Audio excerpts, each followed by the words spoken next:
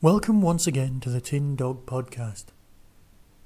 This episode will be being broadcast on the 21st of October 2007. However, it's being recorded massively in advance. The reason being, on the 21st of October this year, I will be getting married. In fact, if I can work libsyn properly, this podcast will be broadcast at exactly the same moment that I'm giving out my vows. A sort of wedding gift to you, my listeners. Does that sound pompous? Very probably. I suspect actually it is. Anyway, this podcast's going to be all about the Eighth Doctor. Now, the Eighth Doctor, Paul McGann. Does he count? Well, originally, during the exciting run, we finished watching Doctor Who in 1989. We had Virgin novelisations, it all hung around, and we were, dreaming about the blue light still flashing.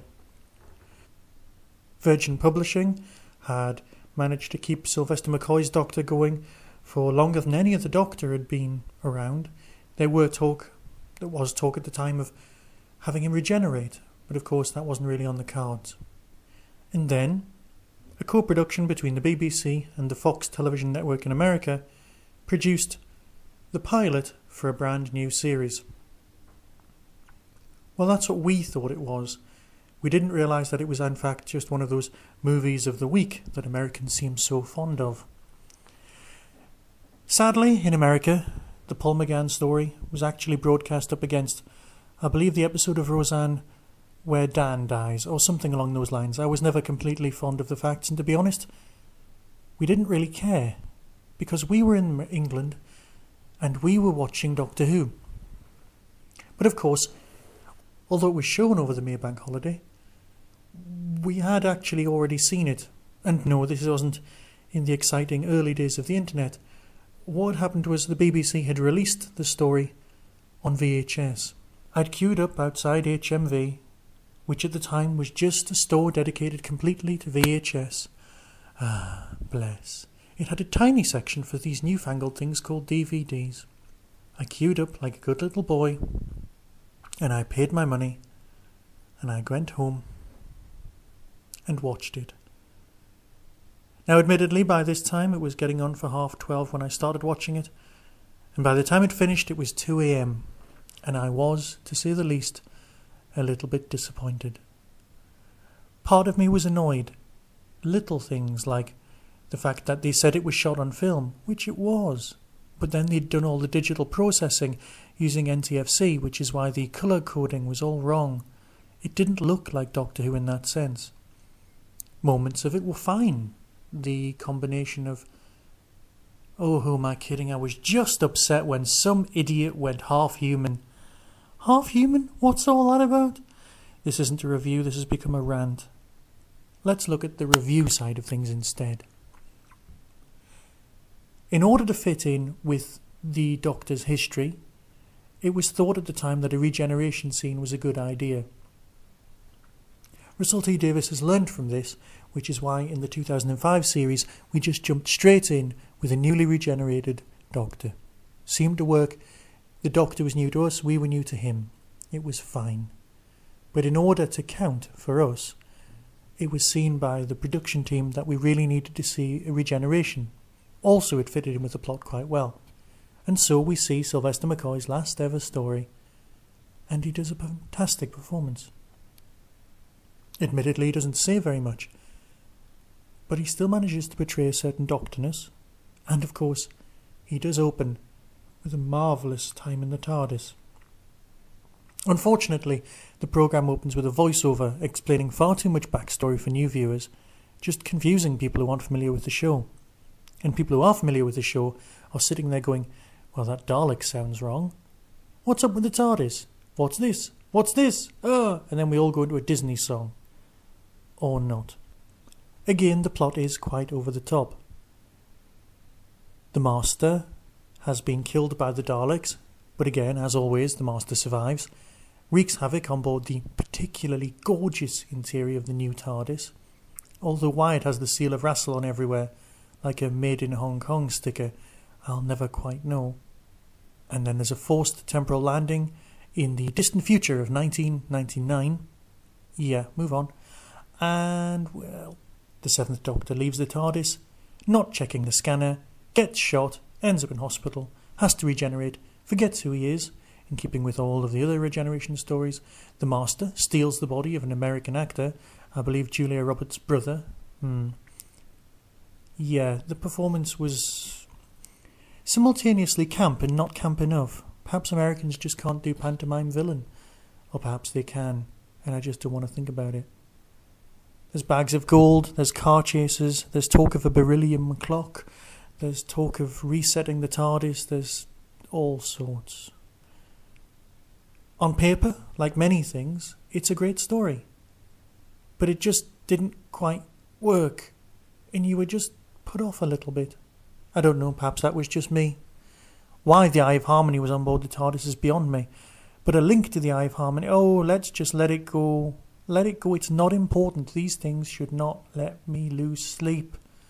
But they did, and they left a bitter taste in my mouth. Unfortunately, the bitter taste was not taken away by other things. It was not taken away by other episodes because there were no more episodes. That was it. That was our last best hope for Doctor Who. And then the series went away. The BBC regained the rights to the novels, and the Eighth Doctor carried on there, starting off with The Eight Doctors, and so on. The novels became increasingly complicated and increasingly odd, and were eventually largely ignored, except by a very, very select few. However, there was a voice of dissent. Something marvellous had happened. Some people had taken characters from... As the run of Doctor Who books published by Virgin were coming to an end, the Doctor had a new companion, Bernice Summerfield. Bernice's copyright remained that of its creator, a certain Mr. Paul Cornell. Paul Cornell then gave the rights to a small audio company to make some Bernice Summerfield spin-offs. Bernice would live in the extended Doctor Who universe and do wonderful things and have adventures. It was kind of Doctor Who by the back door. Thanks to these, that led in turn to Big Finish being formed, some old Doctors being signed up, and some gaps being filled. Big Finish, however, had other plans. As well as producing stories with the old Doctors, that would be the 5th, 6th and 7th Doctors, filling in gaps in their run, or in Colin Baker's case, an entirely new series, we would have the 8th Doctor return to us. The same actor, in the same TARDIS, with the same sound effects, would give us new stories. This would be the return of the 8th Doctor. So, if you just think that televised stories are real, and that things that happen on CD aren't, then stop listening to this review now. If, however, you're interested in the entire run of the 8th Doctor, please keep listening. Are you still there? Right. Paul McGann made a triumphant return on CD. This is audio only, by the way, not a DVD. Don't rush out to try and buy this to watch. You won't find it. Sadly, it hasn't been animated. There's no flash animation to go over the top of this. It's just an audio CD. Have I given people ideas? Stop it. Storm Warning was the very first story. The 8th Doctor ends up on board the R101. As we all know, the history of airships on Earth has never been a particularly wonderful thing. And of course, we all know what happened to it. However, on board the R101, the Doctor meets a stowaway called Charlie Pollard. Charlotte. She is indeed, as she describes herself in interviews, posh totty, as some people describe it. Basically, she's an upper middle class woman who wants a bit of an adventure. She's an Edwardian aviatrix, if you will. She's ran away and she's going to meet some strange man in a distant place. She was hitching a lift and, well, the doctor rescues her. Sadly, the doctor should not have rescued her because she was meant to die on the R101. At this point, time fractures. As a first story, Storm Warning works. It works on many, many levels. I would recommend this as a great starting point. It introduces all the characters, and it reintroduces us to the Eighth Doctor. And we start to like him a little bit more. Obviously, with all Doctor Who stories, we like to continue with an old villain. And story number 2 is The Sword of Orion. We're going to class this as sort of McGann's first season, if you will. Sword of Orion is episode 2. It consists of a lot of background with the Cybermen on board a derelict ship, some people trying to get on board the derelict ship, but discovering that the commander is in fact not what she seems. It's well worth taking a look at. Well, I say a look at, but you know what I mean. A good listen. Sword of Orion also gives a huge background to the spin-off Cyberman series, which is very good and was available last year from the same production company. It's followed rather sadly by Stones of Venice, not the strongest of McGann's stories. Stones of Venice, like the title says, takes place on Venice as it sinks, finally into the waves. It's almost a pseudo-historical, but obviously it's set in the future. It's kind of forgettable, mainly because it's surrounded by such other strong stories. For example, the story that follows it is Minuet in Hell. Now for me, Minuet in Hell actually has a different origin story, because the company that eventually became Big Finish had been producing small fan-based audios starring each other for some time. Years earlier, Minuet in Hell had been available on cassette and had been recorded and passed around amongst Doctor Who fans for people to listen to. It consisted of a person who was the Doctor in an asylum meeting someone else who thought he was the Doctor with the background of the Hellfire Club. It worked in that particular instance because the people playing the Doctor, you didn't recognise either of their voices. It worked on audio for that reason. However, in this version of the story, the Eighth Doctor, who we know and can recognise his voice, meets someone else who claims to be the Doctor, while the Eighth Doctor keeps getting facts wrong. Mainly it's a problem to do with psychic transference and the like, but it's still well worth listening, and of course it has the Brigadier in it. Ah yes, good old Alistair. Minuet in Hell, rather oddly, is followed by Mark Gatiss' story Invaders from Mars. The basic premise has been done before. What if Orson Welles' War of the Worlds was in fact true? It's the nearest to a comedy story that McGann has ever really done. It works on several levels, though not all of them. However, something that it is worthy of note because it actually has Simon Pegg in it, as well as quite a good cast of some very good comedians. It's followed by something that works extremely well on audio. The Chimes of Midnight. It was voted a very, very good story. It's very Sapphire and Steel. It takes place in what could or could not be a haunted house. It's where you're beginning to realise that there's something up with Charlie.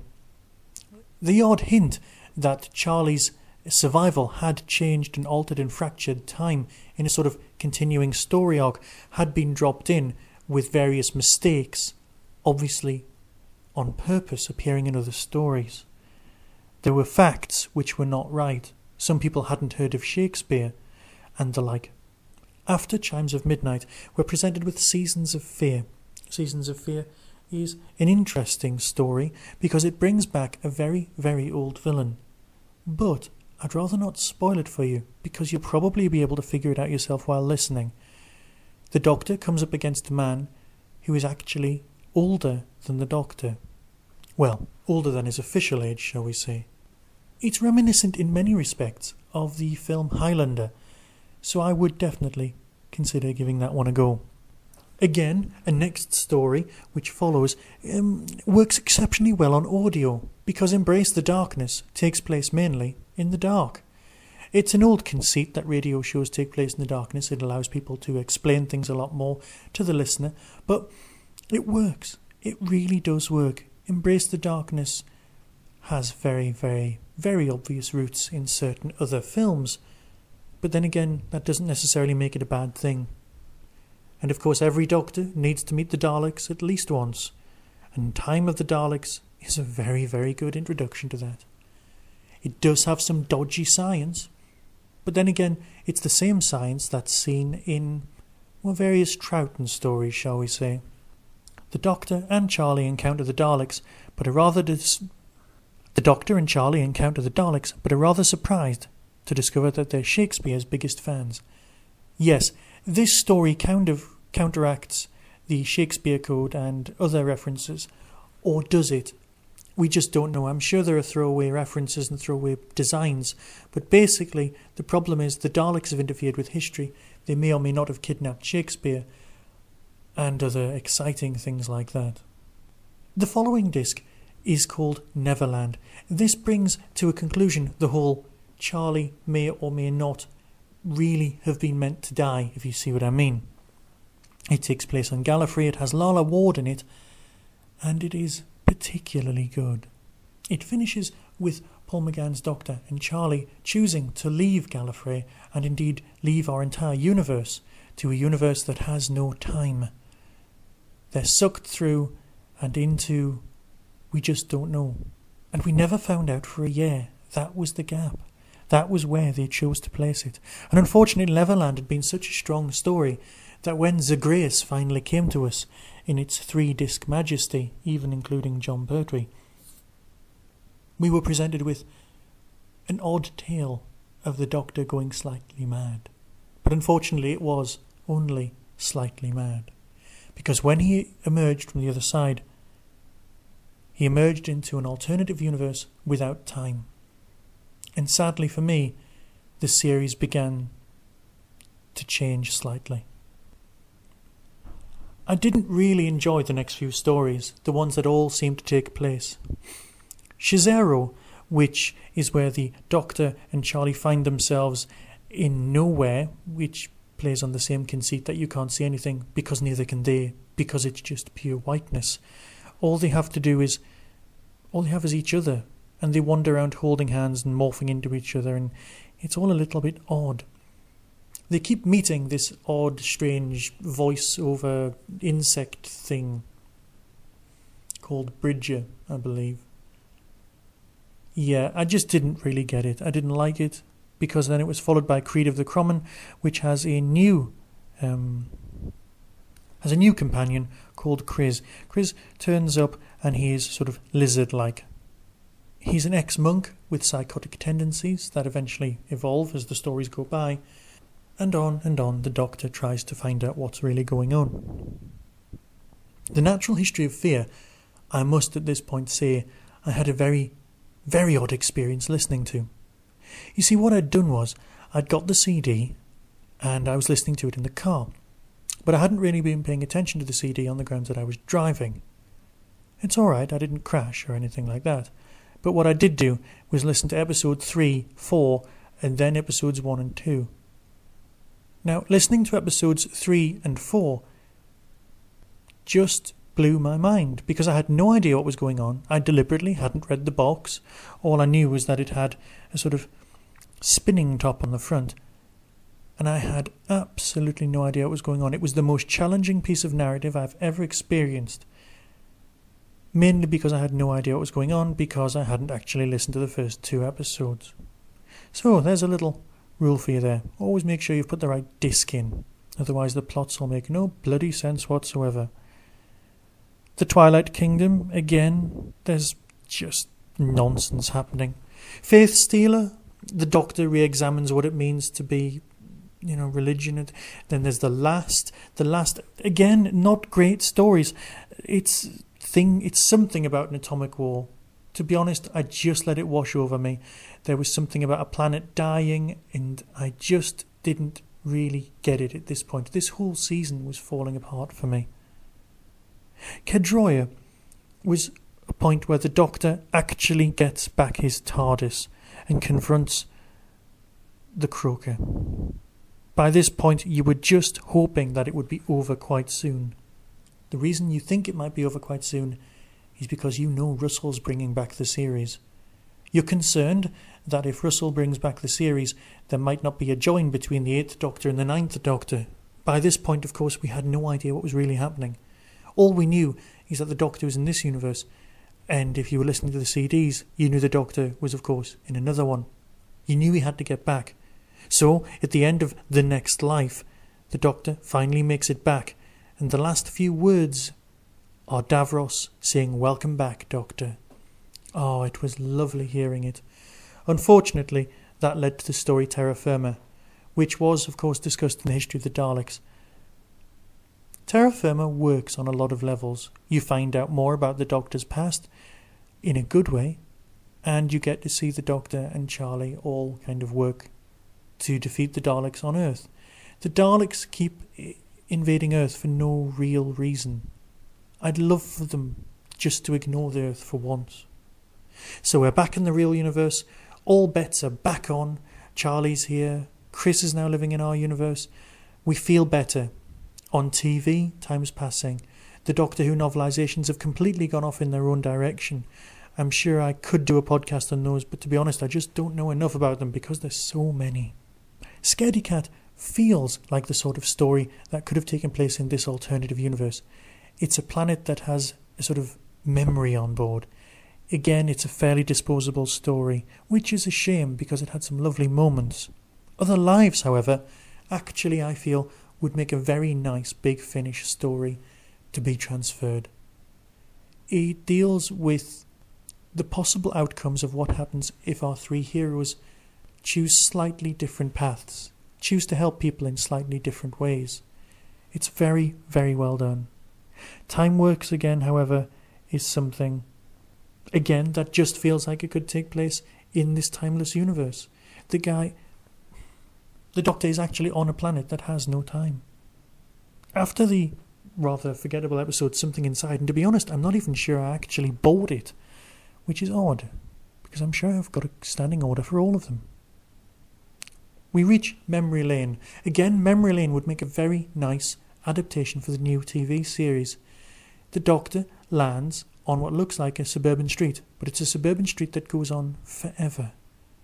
We find out that in fact it's a prison, and it contains one person who is an adult trapped in his 8-year-old self's environment. It's quite well done. At this point, things kind of go awry. You see, we've got the Doctor, the 8th Doctor, we've got Chris, and we've got Charlie. Charlie's time in the TARDIS is coming to an end, we know that.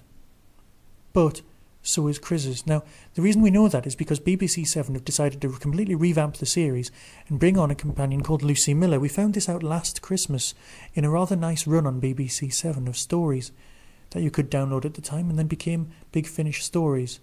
So in order to make this work, we now have to jump to stories that we haven't actually seen yet.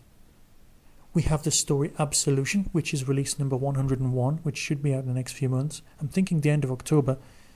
And then release 103, which is The Girl Who Never Was. Now it looks like Conrad Westmaster, who plays Chris, will be leaving in Absolution, so obviously he needs to sort out his issues. And then Charlie will end her almost 10-year run with the 8th Doctor in The Girl Who Never Was. I know very little about that story. I would love to review them, so I will when we come to him. So, after the story, which we won't get until October, we then jump back to the story that we got at Christmas last year, which of course is Blood of the Daleks, Part 1 and Part 2. Again, it's a lovely Dalek story, but this time we've got Sheridan Smith playing the companion. Again, she's feisty, but she's a lot more like Rose, crossed with Donna, than she is like Charlie. Charlie definitely was an entity in herself. The Horror of Glam Rock is a very good story, but then again I'm suspecting you may have heard it. The Doctor and Lucy arrive in 1974 Bernard Cribbins is in the story, and there's a creature outside in the snow. Again, it's what Doctor Who does very well. Small cast, small cut-off environment, there's a creature at the door, what are we to do?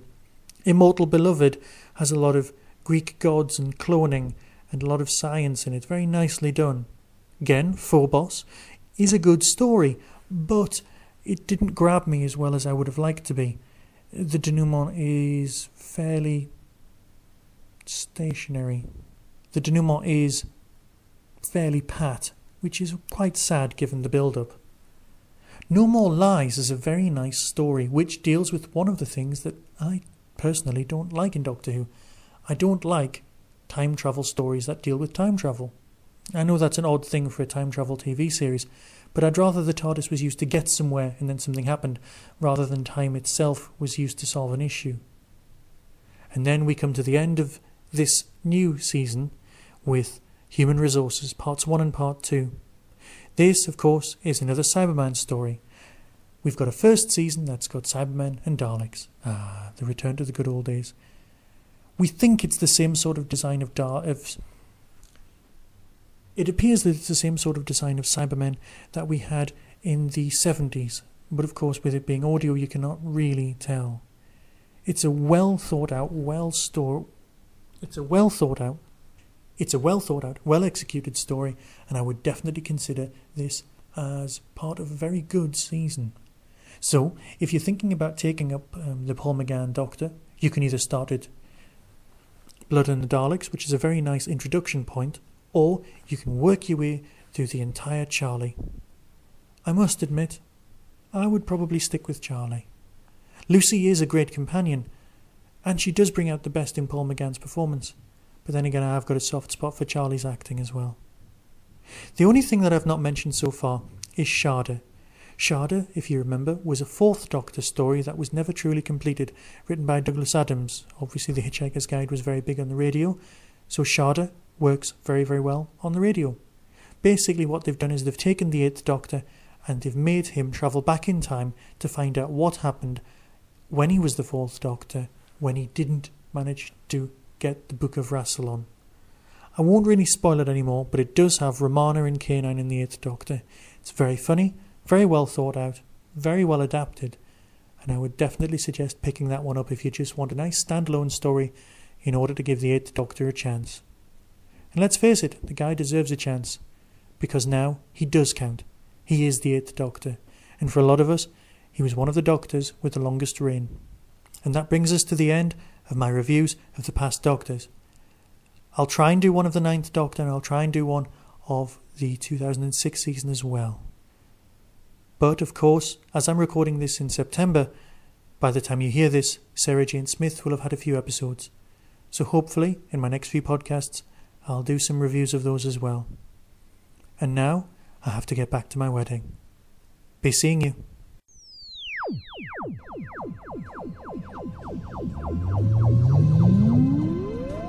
You've been listening to the Tin Dog Podcast. You can email the show at tin-dog@hotmail.co.uk. Doctor Who and related shows are trademark of the BBC. No infringement is intended.